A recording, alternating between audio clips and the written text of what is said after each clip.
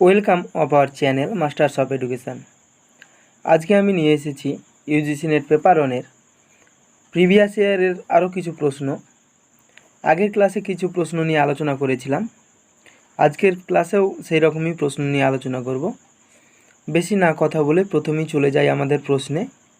প্রথম প্রশ্ন, which of the following type of natural hazards have the highest potential to cause damage to humans? অর্থাৎ মানে কোন ধরনের ন্যাচারাল দুর্যোগ বা প্রাকৃতিক দুর্যোগ আছে যেটির সবথেকে ক্ষমতা বেশি হয় কি মানুষদের ক্ষতি করার বা সবথেকে বিধ্বংসী পাওয়ার কার বেশি? Option A earthquake, option B forest fires, option C volcanic eruption, option C drought and floods অর্থাৎ খরা এবং বন্যা। এক্ষেত্রে সঠিক অ্যান্সারটি হবে অপশান ডি, ড্রট এবং ফ্লাড। কারণ হচ্ছে খরা এবং বন্যাই সবথেকে হিউম্যানকে ক্ষতিগ্রস্ত করতে পারে বেশি। The percentage share of renewable energy source in the power production in India is around 2-3%, 22-25%, 10-12%, option D less than 1 degree. এক্ষেত্রে বলে রাখি রিনিউয়েবল এনার্জি সোর্স বা এনার্জি সোর্সকে আমরা কি দুটি ভাগে ভাগ করে থাকি, একটা হলো রিনিউয়েবল এনার্জি সোর্স আর একটা হলো নন রিনিউয়েবল এনার্জি সোর্স, যেটি আমরা সকলেই জানি। তো এখানে আমাদের প্রশ্নে বলেছে এনার্জির কত পার্সেন্ট রিনিউয়েবল এনার্জি। এক্ষেত্রে রিনিউয়েবল বলতে কি, রিনিউয়েবল বলতে যে শক্তিগুলো আমরা কি পুনরায় ব্যবহার করতে পারি বা পুনরায় নবীনযোগ্য বা নতুনভাবে সেটিকে তৈরি করতে পারি, সেটি হলো রিনিউয়েবল এনার্জি। যেমন আমরা সূর্যালোক থেকে যে কোনো সময় সৌরশক্তির মাধ্যমে এনার্জি করতে পারি, তা থেকে বিদ্যুৎ কিংবা অন্য কিছু তৈরি করতে পারি। ওই রকমই আছে উইন্ড পাওয়ার, তারপরে আছে জলতরঙ্গ থেকে যেটি করা হয় জলবিদ্যুৎ, এইসব। কিন্তু যেসব এনার্জিগুলো কি রিনিউয়েবল বা নবীনযোগ্য নয়, যেমন কয়লা থেকে যেটি হয় কিংবা আরও বিভিন্ন ধরনের জ্বালানি থেকে, ডিজেল, পেট্রোল এইসব থেকে হয়ে থাকে, সেগুলি পুনরায় নবীনযোগ্য নয়, মানে যেটুকুটা শেষ হয়ে যাচ্ছে এরকম ব্যাপার। তো এই রিনিউয়েবল এনার্জি কত শতাংশ ইন্ডিয়াতে ব্যবহার করা হয়? এই রিনিউয়েবল এনার্জি ইন্ডিয়াতে ব্যবহার করা হয় 10-12%, বাকি সবটাই নন রিনিউয়েবল এনার্জি বা কয়লা কিংবা ডিজেল থেকে হয়ে থাকে। তাহলে এটির সঠিক অ্যান্সার হলো option C. Next question, in which of the following categories the enrolment of student in higher education in 2010-11 was beyond the percentage of seat reserved? অর্থাৎ মানে নিম্নলিখিত কোন ক্যাটাগরিটির এনরোলমেন্ট আগে হায়ার এডুকেশানে মানে রিজার্ভ ছিল না, কিন্তু 2010-11 পর থেকে রিজার্ভড হয়েছে, পার্সেন্টেজ অফ সিট রিজার্ভড হয়েছে। কোন category? Option A OBC student, option B SC student, option C ST student, option D women student. তো এখানে সঠিক অ্যান্সারটি হলো ওবিসি স্টুডেন্ট। 2010-11 আগে এসসি এসটি এবং ওমেন সকলের জন্যই সংরক্ষণ ছিল, কিন্তু 2010-11 থেকে হায়ার এডুকেশনের ক্ষেত্রে ওবিসি স্টুডেন্টদের জন্য সংরক্ষণ চালু করা হয়েছে। Next question, which of the following statement is not correct about the University Grant Commission ব্র্যাকেটে ইউজিসি? অর্থাৎ ইউজিসি বা ইউনিভার্সিটি গ্র্যান্ট কমিশনের ক্ষেত্রে কোনটি ঠিক না, কোনটি ভুল? Option A it establish in 1956 by an act of parliament, option B it takes with promoting and coordination higher education. It receives plan and non-plan funds from the central government. It received fund from the state government in respect of state universities. এই ক্ষেত্রে যদি সঠিক অ্যান্সারটি দেখো তাহলে দেখবে সঠিক অ্যান্সারটি হলো অপশান ডি। কেন অপশান ডি? আমরা জানি ইউজিসি গঠিত হয়েছিল 1956 সালে অ্যাক্ট অফ পার্লামেন্টে, তাহলে এটি ঠিক। আমাদের কোনটি নট কারেক্ট সেটি খুঁজতে বলেছে, তাহলে এটি প্রথমেই ঠিক। তারপরে দেখো next option, it takes with promoting and coordinating higher education. আমরা জানি ইউজিসি বা ইউনিভার্সিটি গ্র্যান্ট কমিশন সেটি কি হায়ার এডুকেশনের জন্য করা হয়েছে। হায়ার এডুকেশনের কিসের জন্য? প্রমোট করার জন্য এবং কোঅর্ডিনেট করার জন্য স্টেট গভর্নমেন্ট এবং সেন্ট্রাল গভর্নমেন্টের মধ্যে। তাছাড়াও এটি কি করে? বিভিন্ন প্ল্যান এবং নন প্ল্যান্ড ফান্ড দিয়ে থাকে সেন্ট্রাল গভর্নমেন্ট থেকে, কিন্তু এটি কখনো স্টেট গভর্নমেন্ট থেকে ফান্ড নিয়ে স্টেট ইউনিভার্সিটিকে দেয় না, তাই এটি ভুল। যেহেতু আমাদের নট কারেক্ট চেয়েছিল, তাই আমাদের সঠিক অ্যান্সার হলো option D. Next question, consider the statement which is following by two argument 1 and 2. Statement, should India switch over to a two-party system? স্টেটমেন্টে বলছে ইন্ডিয়া কি করে আমাদের টু পার্টি সিস্টেমের মধ্যে কি বিচরণ করে। এবার আর্গুমেন্ট সেখান থেকে দিয়েছে, yes it's lead to stability of government. যে এই স্টেটমেন্টটা দিয়েছে সেই স্টেটমেন্টটা সত্য, ইয়েস। কারণ কি? ইট লিডস টু, এটি লিড করে কিকে? স্ট্যাবিলিটি অফ গভর্নমেন্ট, গভর্নমেন্টের স্থায়িত্বকে কি করে? লিড করে, তাই এটি ঠিক। আর্গুমেন্ট 1 বলছে।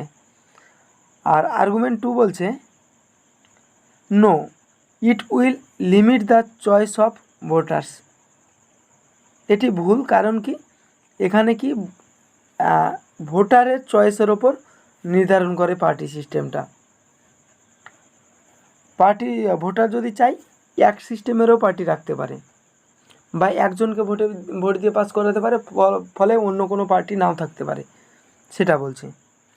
তাহলে এখানে কি আর্গুমেন্ট, এই স্টেটমেন্টের সাপেক্ষে এই আর্গুমেন্ট দুটো ঠিক না ভুল সেটি তোমাদের বলতে হবে অপশানে। তো প্রথম যে অপশানটি সেটিও ঠিক, কারণ হচ্ছে আমরা জানি যে টু পার্টি সিস্টেম যখনই থাকে তখনই কি করে? সেটি লিড করে স্ট্যাবিলিটি অফ গভর্নমেন্টের, একটি গভর্নমেন্ট কতদিন থাকবে সেটি স্টেবল করে। আর এটিও ঠিক যে কি ভোটার্সের চয়েস এর ওপরে পার্টি সিস্টেমটা নির্ভর করে। তাহলে আমাদের সঠিক অ্যান্সার হবে option C, both of the arguments are strong. Next, consider the statement which is followed by two argument. Same প্রশ্ন, এখানেও স্টেটমেন্ট দেওয়া আছে, আর্গুমেন্ট দেওয়া আছে, কোনটি ঠিক কোনটি ভুল সেটি দেখতে হবে। স্টেটমেন্ট কি বলা আছে দেখি, should person with criminal background be banded from কি কন্টেস্টিং ইলেকশন। অর্থাৎ যাদের ক্রিমিনাল ব্যাকগ্রাউন্ড পারসন যারা, বা যাদের ক্রিমিনাল ব্যাকগ্রাউন্ড আছে তাদেরকে কি ব্যান্ড করতে হবে বা বন্ধ করতে হবে ইলেকশন লড়ার জন্য। এটি আমাদের দেওয়া আছে স্টেটমেন্ট। এবার তার সাপেক্ষে আর্গুমেন্ট 1 দিয়েছে, ইয়েস ইট উইল ডিসক্রিমিনালাইজড পলিটিক্স। অর্থাৎ এটি ঠিক বা এটি করা উচিত এরকম বলছে, কারণ হচ্ছে ক্রিমিনালাইজ বা ক্রিমিনালাইজহীন পলিটিক্স গড়ে তুলতে। আর অপশান 2 বা আর্গুমেন্ট 2 বলছে no, it will encourage the ruling party to keep file favourious. এখানে যদি দেখো আর্গুমেন্ট দুটির মধ্যে অপশান এটা ঠিক, কারণ হচ্ছে যখনই ব্যান্ডেড করা হবে ক্রিমিনাল ব্যাকগ্রাউন্ডের পার্সনদের বা ব্যক্তিদের, তখনই ডিসক্রিমিনালাইজড পলিটিক্স হবে। তারপরে বলছে এটি ভুল, কারণ হচ্ছে এনকারেজ হবে রুলিং পার্টি টু ফাইল ফেভোরিয়াস।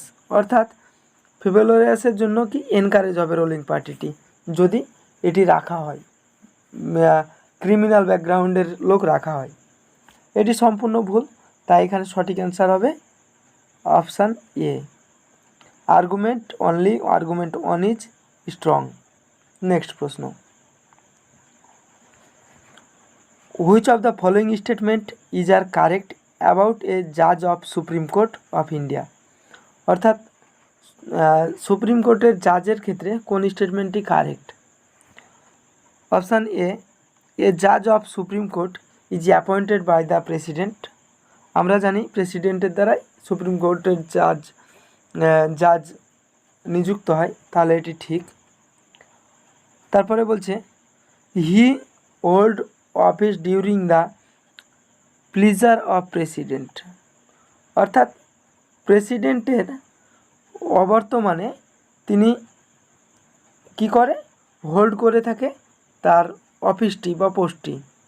এটি সম্পূর্ণ মিথ্যা, কারণ হচ্ছে আমরা প্রেসিডেন্টের অবর্তমানে জানি সে জায়গাটা হোল্ড করে থাকে ভাইস প্রেসিডেন্ট, তাহলে এটি কি হলো, এটি ভুল। তারপরে 3 number, he can be suspended and pending and inquiry. সে সাসপেন্ড করতে পারে এবং কি পেন্ডিং অ্যান্ড ইনকোয়ারিকে পেন্ডিং করতে পারে, এটিও ভুল। Next, he can be remove for proven misbehave or incapacity. অর্থাৎ সে করতে পারে, রিমুভ করতে পারে কি, যেটি যে মিসবিহেভটি বা ইনক্যাপাসিটিটি প্রুভেন হয়ে আছে সেটিকে রিমুভ করতে পারে, এটিও সঠিক। তাহলে আমাদের সঠিক অ্যান্সার হলো অপশান ডি, 1 আর 4। নেক্সট প্রশ্ন,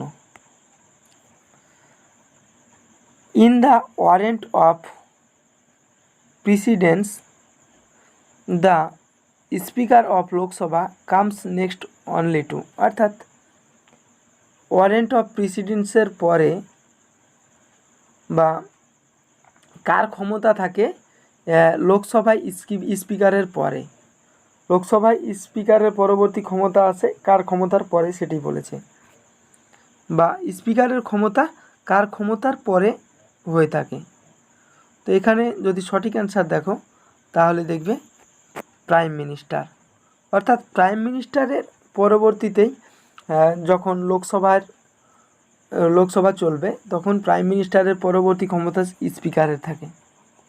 next, the blackboard can be utilised best by a teacher for. Option A, putting the matter of teaching in black and white. Option B, making the student attentive. Option C, writing important and notable points. Option D, highlighting the teacher himself. এটি একদম ভুল, কারণ হচ্ছে teacher নিজেকে highlight করতে কোনো সময় use করবে না। তারপরে প্রথমটাও দেখো, pointing the matter teaching in black and white. অর্থাৎ টিচিংয়ের ম্যাটারটা সম্পূর্ণটাই পয়েন্টিং করতে ব্ল্যাক অ্যান্ড হোয়াইটে টিচিং করবে না।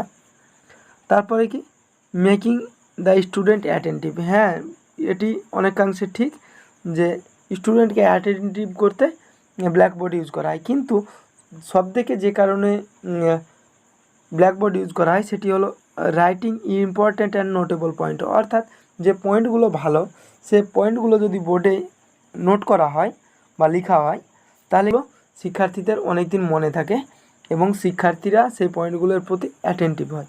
তাহলে এর ক্ষেত্রে সঠিক অ্যান্সার হলো option C, writing important and notable points. আজকের লাস্ট কোয়েশ্চেন এবং এটি আমাদের ভিডিওর সর্বশেষ question. Nowadays the most effective mode of learning is. অর্থাৎ এখনকার বর্তমানের দিনে সবথেকে ভালো শিক্ষার মোড কি? Option A, self study. Option B, face to face learning.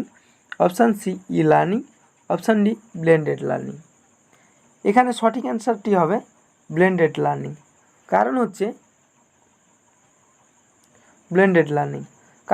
কি, ব্লেন্ডেড লার্নিংটা কি, online learning plus offline learning মিলিয়ে হয় আমাদের ব্লেন্ডেড লার্নিং। অর্থাৎ এখানে টিচিং স্কুলের মধ্যেও হবে তার সঙ্গে সঙ্গে কি অনলাইনেও হয়ে থাকবে, দুটি মিলিয়েই হয়ে থাকবে। তাই ব্লেন্ডেড লার্নিংটি সবথেকে ভালো মোড। তাছাড়াও ই লার্নিং বলতে যেটি ইলেকট্রনিক ডিভাইসের মাধ্যমে হয়ে থাকে, ইন্টারনেটের মাধ্যমে। ফেস টু ফেস লার্নিং যেটি অফলাইন লার্নিং, সেটি ফেস টু ফেস লার্নিং। আর হচ্ছে সেলফ স্টাডি, যে লার্নিংটি আমরা নিজে থেকে করে থাকি, সেটি সেলফ স্টাডি। তো এখানে option D right answer. Thank you ভিডিওর শেষ পর্যন্ত থাকার জন্য। আর ভিডিওর কোশ্চেনগুলি কেমন লাগলো বা কেমন হয়েছে সেটি অবশ্যই কমেন্ট বক্সে জানাবে। আর পরবর্তী ভিডিও আসা পর্যন্ত সুস্থ থাকবে, ভালো থাকবে। ধন্যবাদ।